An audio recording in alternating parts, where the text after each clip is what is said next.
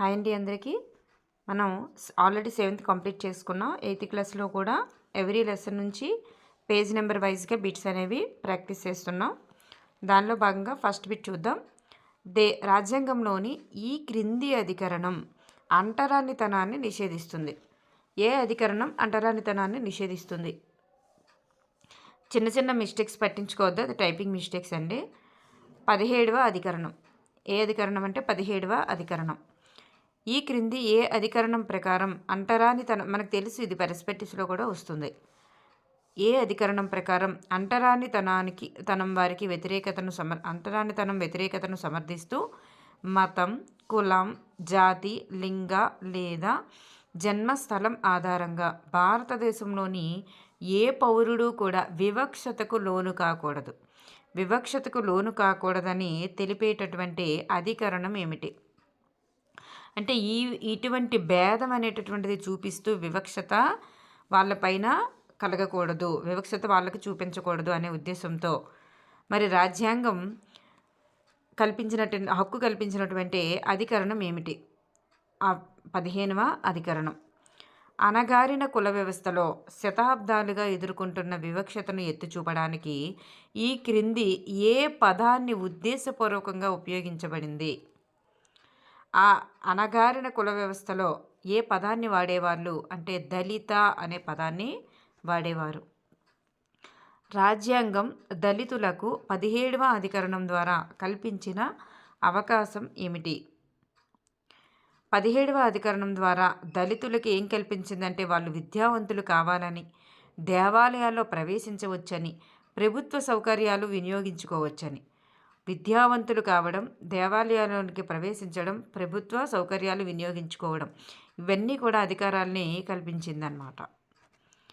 Next one. క్రీస్తు శకం 14వ శతాబ్దంలో మహారాష్ట్రకు చెందిన, చూడండి ఎవరు అనే ఏ రాష్ట్రానికి చెందినవారు అనేది కూడా మనకి ఇంపార్టెంట్. మహారాష్ట్రకు చెందిన చోఖమేలుని యొక్క భార్య ఎవరు? సోయరాబాయి. మహారాష్ట్రకు చెందిన చోఖమేలుడు ఈ క్రింది ఏ సామాజిక వర్గానికి చెందినవారు? మహారాష్ట్రకు చెందిన చోఖమేలుడు ఈ క్రింది ఏ సామాజిక వర్గానికి చెందినవారు? మహర్. శరీరం అపరిశుభ్రమైనది, ఆత్మ మాత్రం కలుషితం కానిది అని తన రచనల ద్వారా తెలియజేసిన వారు? సోయరాబాయి అంటే చోఖమేలుని భార్య. ఉమా చక్రవర్తి జెండా రింగ్ కాస్ట్ అనే గ్రంథాన్ని రచించిన వారు? జెండరింగ్ కాస్ట్. అది అక్కడ టైపింగ్ మిస్టేక్, నేను కూడా అలా చదివేశాను. జెండరింగ్ కాస్ట్ అనే గ్రంథాన్ని రచించిన వారు సోయరాబాయి. ఈ గ్రంథంలోనే అంటరానితనాన్ని విమర్శిస్తూ ఆవిడ ఒక పాటను కూడా రచించడం జరిగిందనమాట. అదేంటంటే శరీరం అపరిశుభ్రమైనది అంటే ఒక వాక్యాన్ని చెప్పడం జరిగింది. శరీరం అపరిశుభ్రమైనది, ఆత్మ మాత్రం కలుషితం కానిది అని చెప్పింది. పరిశుభ్రత అనేటటువంటి ఆలోచనను ప్రశ్నిస్తూ ఈ గ్రంథంలో ఆ సోయరాబాయి అనే ఆమె రాయడం జరిగిందనమాట. నెక్స్ట్, పరిశుభ్రత అనే ఆలోచనను ప్రశ్నిస్తూ రచనలు చేసిన మహారాష్ట్రకు చెందిన భక్త కవయిత్రి ఎవరు? సోయరాబాయి. ఈ క్రింది వానిలో మహారాష్ట్రకు చెందిన సోయరాబాయి అంటరానితనాన్ని వ్యతిరేకిస్తూ తెలిపిన వాక్యం ఏమిటి? మరి ఒక శరీరం ఇంకొక శరీరం కంటే ఎక్కువ పవిత్రమైనది అనే భావన సరి అయినది కాదు అని చెప్పిందనమాట. సరి అయినది కాదు.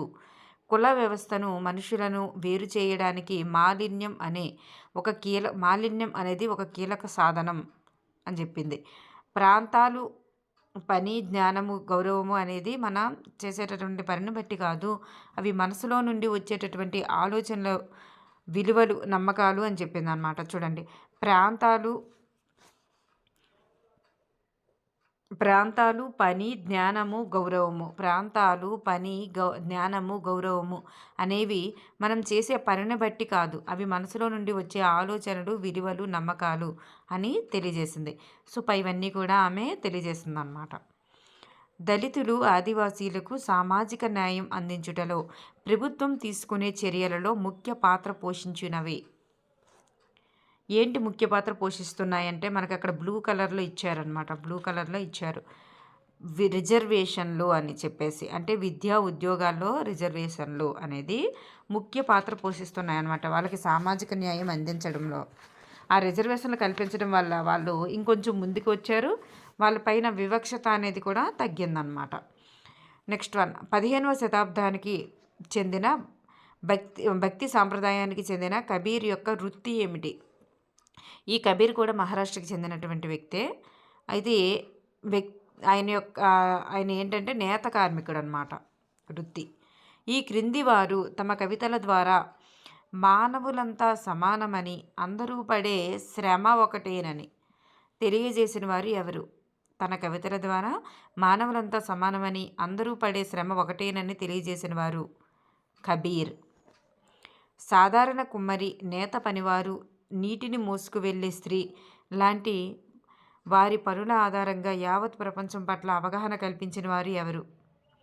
అంటే శ్రమ విలువ చెప్పారు, పనులు అంటే ఏ పని చేసిన వారైనా సమానమే అని చెప్పిన వారు ఎవరంటే కబీర్. కబీర్ యొక్క కవితలు ఈ క్రింది ఏ రాష్ట్రాలలో సామాజిక శ్రేణులను విమర్శించే వారి ప్రశంసలను అందుకుంది? చూడండి, ఏ రాష్ట్రాల్లో సామాజిక శ్రేణులను విమర్శించే వారి యొక్క ప్రశంసలను అందుకున్నది కబీర్ యొక్క కవితలు ఏ రాష్ట్రాల్లో అంటే ఇవన్నీ కూడా Rajasthan, UP, Punjab, Madhya Pradesh, Bengal, Bihar, Gujarat. Next one, దళిత జాతికి చెందిన వ్యక్తి పూజారుల కాళ్ళు కడిగి ఆ నీటితో స్నానం చేయటం ద్వారా జాతర ప్రారంభమయ్యే ప్రదేశము జక్మల్గూర్ గ్రామము. ఈ దళిత జాతికి చెందిన వ్యక్తి పూజారి కాళ్ళు కడిగి ఆ నీటితో స్నానం చేయటం ద్వారా జాతర ప్రారంభమయ్యే కార్యక్రమాన్ని వ్యతిరేకించిన జక్మల్గూర్ గ్రామానికి చెందిన వ్యక్తి ఎవరు? రత్నం. షెడ్యూల్ కులాలు, షెడ్యూల్ తెగల అత్యాచార నిరోధక చట్టం రూపొందించిన సంవత్సరం. 1989. దళితులు, ఆదివాసీలపై వివక్ష తీవ్ర రూపం దాల్చిన దశకం ఏది? 1970 to 1980. దళితులకు, ఆదివాసీలకు సామాజిక న్యాయం ప్రోత్సహించుటకు కేంద్ర, రాష్ట్ర ప్రభుత్వాలు అమలు చేస్తున్న చర్యలు ఏమిటి? ఇవన్నీ కూడా చేస్తున్నాయి అన్నమాట. దళితులు, ఆదివాసీల వర్గాల విద్యార్థులకు ఉచిత విద్యా సౌకర్యాలు కల్పించడం, ఉద్యోగాల్లో రిజర్వేషన్లు కల్పించడం, వాళ్ళపైన దళితుల యొక్క మహిళలపైన అత్యాచార నిరోధక చట్టాలు అమలు చేయడం, ఇవన్నీ కూడా చేస్తుందన్నమాట. షెడ్యూల్డ్ కులాల తెగల అత్యాచార నిరోధక చట్టం 1989 రూపకల్పనకు మరి ఈ చట్టం అనేటటువంటిది ఏర్పడాలంటే మరి ఆ చట్టం ఏర్పడడానికి దారి తీసిన పరిస్థితులు ఏమిటి? మరి దేనివల్ల చట్టం ఏర్పడింది? ఎలాంటి పరిస్థితులు రావడం వల్ల అంటే దళితులు, ఆదివాసీల సమూహం రోజువారీ జీవితంలో ఎదుర్కొంటున్న అవహేళన, అవమానాలు, వివక్ష అనేది 1970-80లో తీవ్ర రూపం దాల్చడం ఒక కారణం. ఈ దళిత వర్గాలు తమను హింసకు గురిచేయు వారికి వ్యతిరేకంగా కొత్త చట్టాలు చేయాలని డిమాండ్ కూడా చేయడం. 1970-80లలో ఆదివాసీలు తమ సమాన హక్కుల కొరకు సంఘటితమై తమ నేల వనరులపై తమ హక్కులను తిరిగి ఇవ్వాలని డిమాండ్ చేయడం, ఇవన్నీ కూడా అవుతాయన్నమాట. నెక్స్ట్ వన్, అంటరానితనం ఎక్కడి నుండి వచ్చిందో చెప్పు అని పూజారికి ప్రత్యక్షంగా సవాలు విసిరి సూటిగా తన పద్య రూపంలో ప్రశ్నించిన వారు ఎవరు? అంటరానితనం ఎక్కడి నుండి వచ్చిందో చెప్పు అని పూజారికి ప్రత్యక్షంగా సవాలు విసిరి సూటిగా తన పద్య రూపంలో ప్రశ్నించిన వారు ఎవరంటే కబీర్. ఈ క్రింది వానిలో భక్త కబీర్ అంటరానితనాన్ని గురించి వర్ణించినది ఏమని వర్ణించారు? కొండ అయినా, మనిషి అయినా, లేక ఒక చిత్రమైన ప్రపంచంలోని ప్రతిదీ తాకడం ద్వారానే తయారవుతుంది. మనం తాకడం ద్వారానే తింటాము, శుభ్రం చేస్తాము, ప్రపంచం సృష్టించబడుతుంది. అంటరానితనం అనేది జ్ఞానం యొక్క అత్యున్నతమైన స్థితి అని వర్ణించారు. సో పైవన్నీ కూడా భక్త కబీర్ అంటరానితనం గురించి వర్ణించారు. షెడ్యూల్డ్ కులాలు, షెడ్యూల్ తెగల అత్యాచార నిరోధక చట్టంలోని ముఖ్యమైన నిబంధనలలో ఉన్న అంశాలు ఏమిటి? అక్కడ మనకి 3 నిబంధనల గురించి ఇచ్చారమ్మా. ఏంటంటే నైతికంగా శారీరక క్రూరమైన నైతికంగా ఖండించదగిన అవమానాల జాబితా అనేది మరి 1వ నిబంధన 2వ నిబంధనలో ఉంచారన్నమాట. మరి దళితులు, ఆదివాసీలు ఎదుర్కొంటున్న వనరుల కొరత లేక బలవంతపు వెట్టి చాకిరీకి సంబంధించిన విషయాలు 4లో ఉంచారు. మరి దళిత ఆదివాసీల మహిళల పట్ల జరిగే నేరాలు ఉంటాయి కదా, అవి 11లో ఉంచారనమాట. ఇలా పైవన్నీ కూడా ఈ నిబంధనలో ఉన్నవి. మనకి ఏంటంటే ఇవే ఇచ్చారు అక్కడ. ఏంటి 1, 2లో ఉంచినవి నైతికంగా ఖండించదగిన అవమానాలు, అలాగే బలవంతపు వెట్టి చాకిరీకి సంబంధించినవి 4లో ఉంచారు. మహిళల పట్ల జరిగే ప్రత్యేకమైన నేరాలు అనేవి 11లో ఉంచారు. ఇవి చట్టం ఎప్పుడు 1989. నెక్స్ట్ వన్, షెడ్యూల్డ్ కులాల తెగల అత్యాచార నిరోధక చట్టం 1989లోని ఏ నిబంధన దళితులు, ఆదివాసీల మహిళల పట్ల జరిగే ప్రత్యేకమైన నేరాలను గురించి తెలియజేస్తుంది అంటే 11 నిబంధన అన్నమాట. మనకు తెలుసు కదా, ఈ 1, 2 అనేది నైతికంగా, ఈ 1, 2 అనేది నైతికంగా చూడండి, 1, 2 అనేది నైతికంగా ఖండించదగిన అవమానాల గురించి తెలియజేస్తాయి అన్నమాట. ఇది అనేది 4 అనేది వెట్టి చాకిరీ గురించి తెలియజేస్తుంది. నెక్స్ట్ వన్, మాన్యువల్ స్కావెంజర్స్ అనగా ఎవరు? మనుషుల మరియు జంతువుల వ్యర్థాలను శుభ్రం చేసేవారు. వాళ్ళు చేతితో ఎత్తడం లేదా చీపురుతో ఎత్తడం ద్వారా వాళ్ళు బుట్టలలో వేసుకొని తలపైన మోసుకొని వెళ్ళి దూరంగా పారవేయడం అలాంటివి చేస్తుంటారనమాట. మళ్ళీ పొడి బాత్రూమ్లు ఉంటాయి కదా, వాటిని క్లీన్ చేయడం అవి కూడా చేస్తారనమాట. చేసే వాళ్ళనే మాన్యువల్ స్కావెంజర్స్గా చెప్తారు. మాన్యువల్ స్కావెంజర్స్ సిబ్బంది సంక్షేమం కోసం ఆంధ్రప్రదేశ్లో పనిచేసే సంస్థ ఏది? సఫాయి కర్మసారి ఉద్యమం అనేటటువంటిది. మాన్యువల్ స్కావెంజర్లకు భారతదేశంలోని గల వివిధ పేర్లకు సంబంధించి సరైన జత ఏది? అక్కడ చూస్తే మనకి గుజరాత్లో బంగీలు అని పిలుస్తారు, ఆంధ్రప్రదేశ్లో పాకీలు అని పిలుస్తారు, తమిళనాడులో సిక్కిలియార్లు అని పిలుస్తారు. గుజరాత్లో బంగీలు, ఆంధ్రప్రదేశ్లో పాకీలు, తమిళనాడులో సిక్కిలియార్లు అని పిలుస్తారు. సో ఇవన్నీ కూడా సరి అయినవి. అంటే సిక్కిలియార్లు అనే మాన్యువల్ స్కావెంజర్లు గల రాష్ట్రం ఏది అని అడగొచ్చు. తమిళనాడు. బంగీలు అనే మాన్యువల్ స్కావెంజర్లు ఉండే రాష్ట్రం ఏది? గుజరాత్. పాకీలు అనే మాన్యువల్ స్కావెంజర్స్ ఉండే రాష్ట్రం ఏదంటే మన ఏపీ.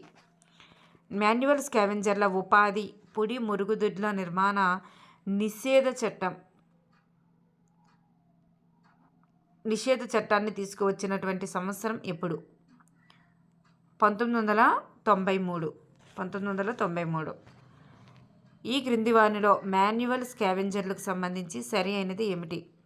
భారతదేశంలోని 1,00,000 మంది దళిత భారతీయులు పనిచేస్తున్నారు. మరి మున్సిపాలిటీలు నిర్వహించే 26 లక్షల ప్రైవేట్ కమ్యూనిటీ ఎండిన మరుగుదొడ్ల పరిశుభ్రతలో దొడ్లలో ఈ 26 లక్షల మంది పనిచేస్తున్నారు. మరి అదేవిధంగా ఈ పనిని ఎక్కువగా దళిత మహిళల యొక్క అమ్మాయిలే చేస్తుంటారనమాట. సో ఇక్కడ దళిత మహిళలే అని అన్నా అమ్మాయిలన్నా ఒకటేనండి. సో ఇవన్నీ కూడా సరి అయినవి. సఫాయి కర్మసారి ఉద్యమం అంటే ఆంధ్రప్రదేశ్లో వీటి కోసం అంటే మాన్యువల్ స్కావెంజర్ల యొక్క సంక్షేమం కోసం పనిచేసేటటువంటి ఒక సంస్థ. ఈ సంస్థ 7 స్కావెంజర్లతో సహా 13 ఇతర సంస్థలు కలిసి ఏం చేశారంటే ఇంకా ఈ మాన్యువల్ స్కావెంజర్స్ అనేది మరి వాళ్ళ కోసం ఉపాధి మరియు పొడి మరుగుదొడ్ల నిర్మాణం నిషేధ చట్టం 1993లో వచ్చినప్పటికీ కూడా ఇంకా పూర్తి స్థాయిలో మాన్యువల్ స్కావెంజర్లు అనేవి ఇంకా పూర్తి స్థాయిలో ఇంకా పనిచేస్తున్నారు. ఇంకా పూర్తి స్థాయిలో అది నిర్మూలన జరగలేదనే ఉద్దేశంతో సుప్రీంకోర్టులో పిల్ దాఖలు చేశారనమాట. సఫాయి కర్మ అంటే మన ఏపీలో ఉన్నటువంటి సంస్థ సుప్రీంకోర్టులో పిల్ దాఖలు చేసిన సంవత్సరం ఎప్పుడంటే 2003లో. ఈ 2003లో బిల్ దాఖలు చేసిన దాన్ని 2005లో ఈ సుప్రీంకోర్టు విచారించిందనమాట. మాన్యువల్ స్కావెంజర్ల ఉపాధి నిషేధము మరియు పునరావాస చట్టము. ఉపాధి నిషేధము మరియు పునరావాస చట్టం అమలులోనికి వచ్చిన తేదీ ఎప్పుడు అంటే 2013 డిసెంబర్ 6న అమలులోకి వచ్చింది. 2013 డిసెంబర్ 6న ఈ పునరావాస చట్టం అనేది అమలులోకి వచ్చింది.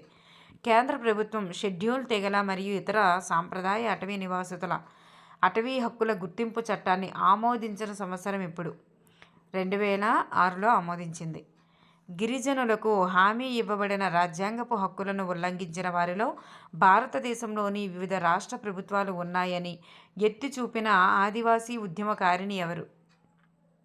చూడండి, గిరిజనులకు హామీ ఇవ్వబడినటువంటి రాజ్యాంగ హక్కులను ఉల్లంఘించిన వారిలో భారతదేశంలోని వివిధ రాష్ట్ర ప్రభుత్వాలు ఉన్నాయి అని ఎత్తి చూపిన ఆదివాసీ ఉద్యమకారిణి ఎవరంటే సికే జాను. మరి ఈమె ఏం చెప్పారంటే, మరి ఇంతకుముందు మాకు ఎక్కడెక్కడైతే ఖాళీ చేయించి పంపించారో ఆదివాసీల్ని, మరి వాళ్ళ ప్రదేశాలను వాళ్ళకి తిరిగి ఇప్పించండి అని చెప్పింది. అదేవిధంగా ఒకవేళ ఇప్పించినట్లయితే పునరావాసం కోసం అంతంత మాత్రం కాకుండా వాళ్ళకి సరి అయిన సౌకర్యాలు ఉండేటట్లుగా చూడాలని చెప్పింది. అంటే కొన్ని ఆమె తెలియజేసింది అనమాట. ఎవరైతే పునరావాసం తిరిగి వాళ్ళకి ఇచ్చేయాలన్నమాట. ఇవ్వకపోతే దానికి తగినట్లుగా ఈక్వల్గా ఇవ్వగలగాలి అలా చెప్పిందనమాట. ఎవరైనా మరి అలాంటివి గిరిజనేతరుల భూమిని విక్రయించడం కానీ, కొనడం కానీ, లేకపోతే ఆ భూమిని ఆక్రమించడం కానీ ఎవరు చేసినా సరే వాళ్ళని నుంచి మళ్ళీ తిరిగి తీసుకునేటటువంటి హక్కుని కల్పించిందనమాట. వాటి కోసం పోరాడిందనమాట. ఎవరంటే సికే జాను. మరి ఈ గిరిజనులకు చెందినటువంటి భూమిని గిరిజనేతరులు విక్రయించడం లేదా కొనడం చేయరాదు అని రాజ్యాంగం ద్వారా గిరిజనులకు హక్కును కల్పిస్తూ హామీ ఇచ్చినటువంటి చట్టం ఏది? ఆదివాసీ డిమాండ్ల చట్టము 1989. ఆదివాసీ డిమాండ్ల చట్టము 1989. అధికారాన్ని వదులుకోవడాన్ని ఇలా అంటారు. ఏమంటారంటే వెళ్ళగొట్టబడడం